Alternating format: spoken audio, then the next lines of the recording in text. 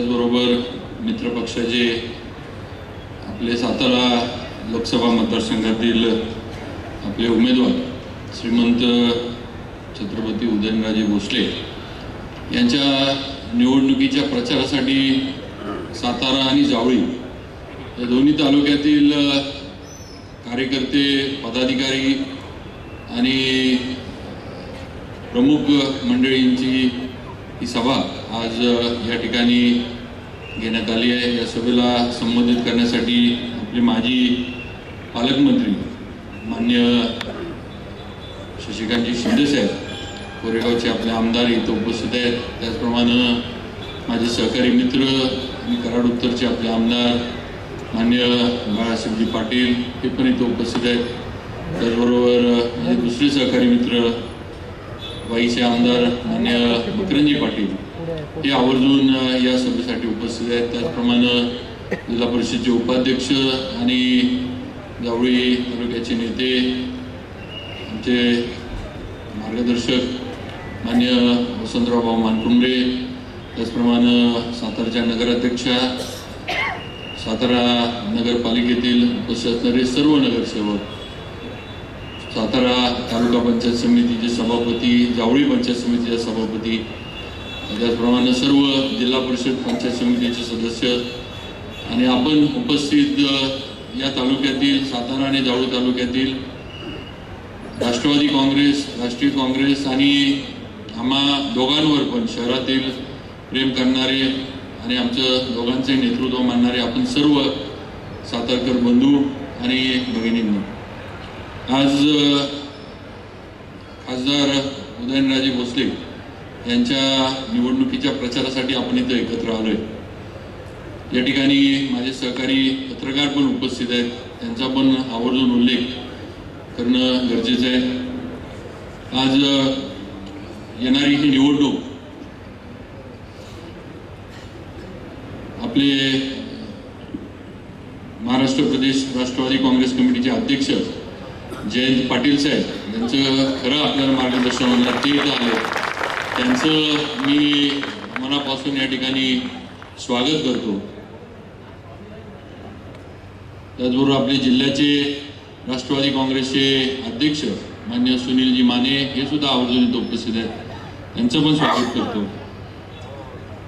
बंधू आणि भगिनींनो, आपल्याला सगळ्यांना कल्पना आहेच, बरेच दिवसाचे तर्कवितर्क, अनेक चर्चा, अनेक गोष्टी घडल्या, संघर्ष झाला, नगरपालिकेची निवडणूक ही त्याला कारणीभूत ठरली आणि या तालुक्यामध्ये, या शहरामध्ये आणि एकंदरच या विधानसभा मतदारसंघामध्ये संघर्षाचं आणि तणावाचं वातावरण हे पूर्वीप्रमाणे परत एकदा नगरपालिकेच्या निवडणुकीनंतर निर्माण झालं आणि काही लोकांचा असा विचार होता किंवा काही लोकांचं भले दबक्या आवाजात का होईना पण सातारकर म्हणा किंवा काही जुनी जाणती मंडळी म्हणायची की बा हा संघर्ष कुठेतरी थांबला पाहिजे, या संघर्षातनं कुणाचंच भलं होणार नाही, या सातारचं तर अजिबातच चांगलं इथं काही होणार नाही संघर्ष जर असा राहिला तर।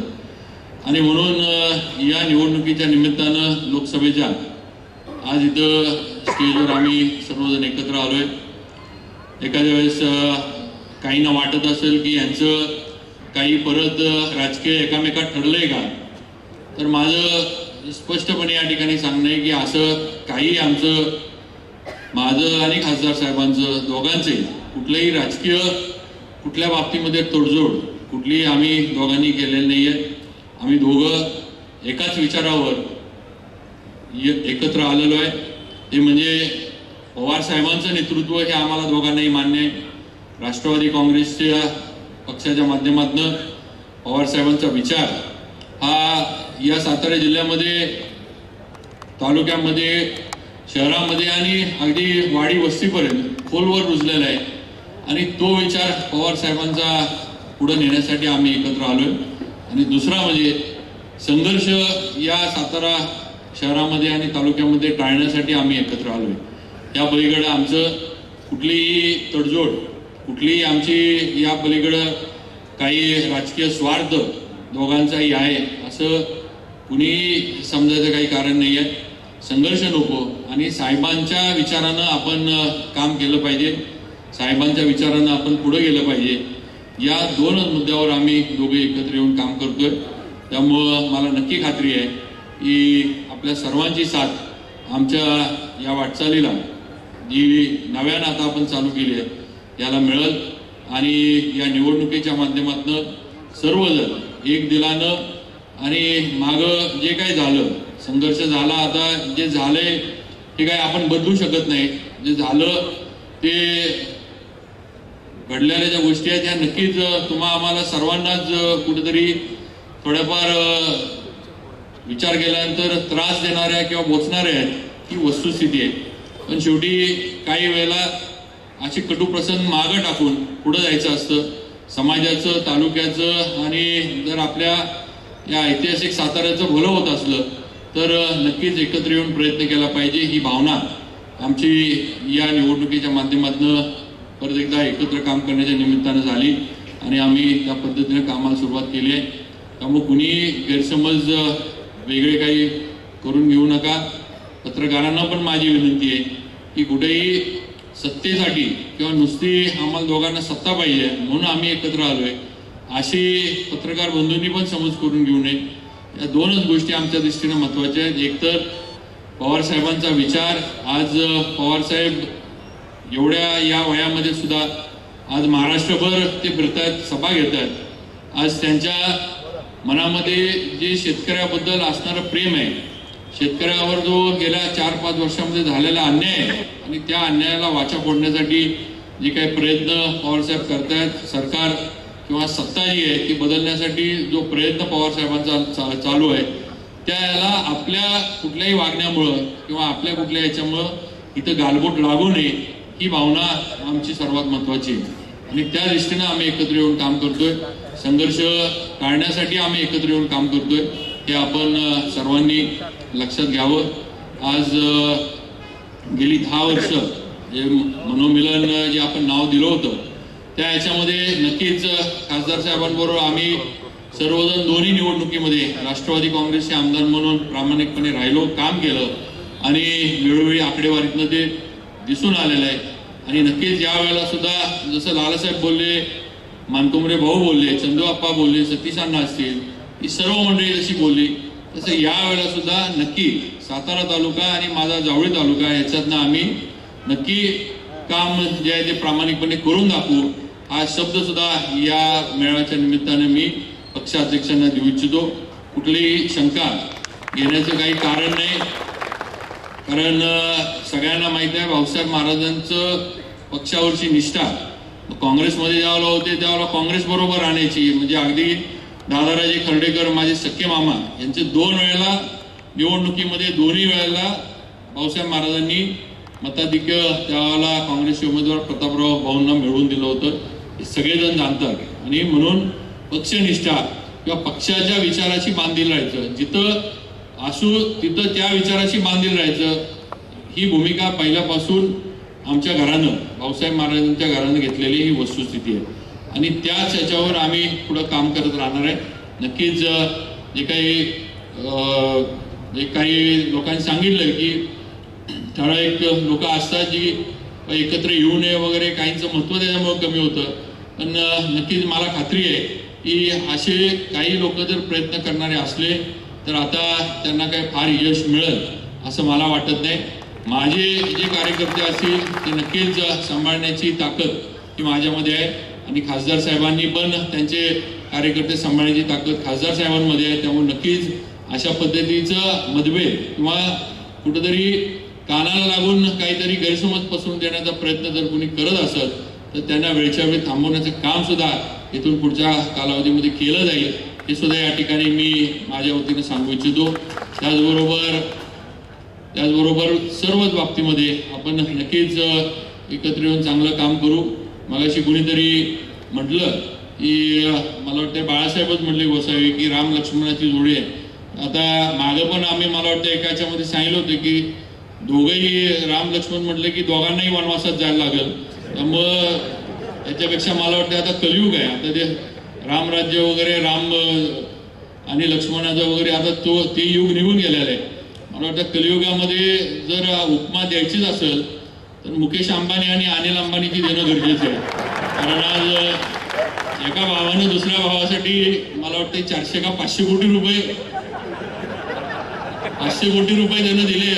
तर मला काय पैसे नको आहेत, त्याचं काय पैसे पण आपलं जे आहे ते पुढं ठरल्याप्रमाणे आणि पक्षामध्ये पक्ष म्हणून पक्ष जी शिस्त असेल, पक्षाची जी चौकट असेल त्याच्यामध्ये राहून काम व्हावं हीच एक अपेक्षा या सभेच्या निमित्तानं व्यक्त करतो.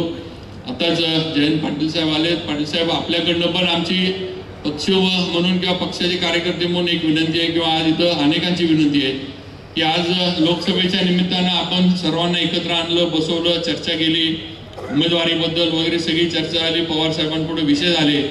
तर पुढे सुद्धा पक्ष म्हणून आपलं तेवढंच लक्ष या सातारा जिल्ह्यावर किंवा इथं राहावं. जर कुठं पक्षाच्या ह्याच्यामध्ये किंवा पक्षाच्या चौकटीच्या बाहेर जाऊन जर काही होत असलं तर आपण त्यावेळेला पण तेवढंच लक्ष द्यावं ही मला वाटतं सर्व कार्यकर्त्यांच्या वतीनं विनंती केली तर काही चुकीचं होणार नाही. कारण लोकसभेची निवडणूक महत्त्वाची आहे हे आम्हाला पण माहीत आहे. देशाचा विषय आहे, देशाच्या राजकारणाचा विषय आहे, राज्याचा विषय आहे.